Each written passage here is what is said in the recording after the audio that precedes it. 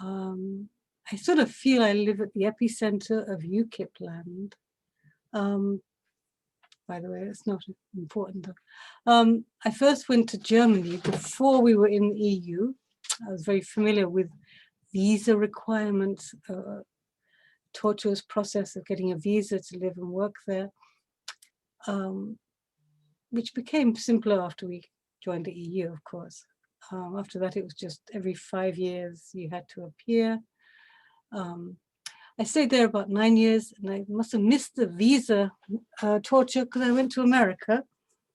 I went through many, many years of working under different visas, eventually becoming a citizen. And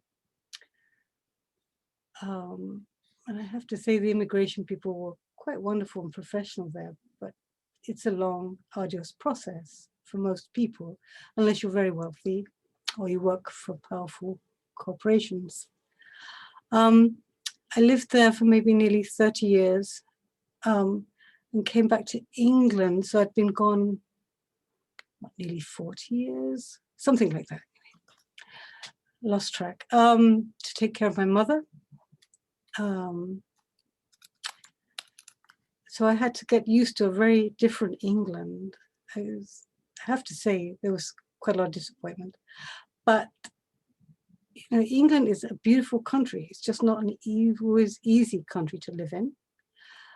I can understand people wanting to live in other countries. Borders are going up everywhere, not just Europe, it's Asia, Middle East, America, Australia, you have to have 1,000 points. So there's not many opportunities to live abroad other than visit as a tourist, if that's what one chooses to do.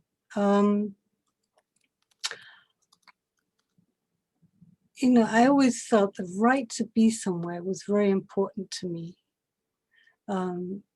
A visa is just permission to stay for a certain amount of time under certain conditions. It's not a right. I felt that we had a seat at the table in the sun, being part of the EU, you know, whether it's Spain, Portugal, France, Italy, Greece. My hope in life was to spend part of my life in Spain. After I take care of my mother, but after that's finished, I was going to go to Spain. But I have a pre-existing condition now, which means insurance would be awful. Plus a great deal of upheaval just to live there for 3 months at a time. I feel that's probably not going to happen now. So there's personal disappointment and disappointment for all the people that benefited from being able to live, perform, work, study, enjoy the different cultures, and be part of something bigger than themselves. If I'm going on too long, please let me know. I feel very sort of sad when I read FT, Financial Times, last week. Only 8% of England is accessible to the public, which 92% is privately owned, which will soon become criminal to even go on it. That's very little space for most of us people. There is so much reason for people to want to live abroad and travel and try other places to be, and to have a right to do so, not just at the whim of different governments.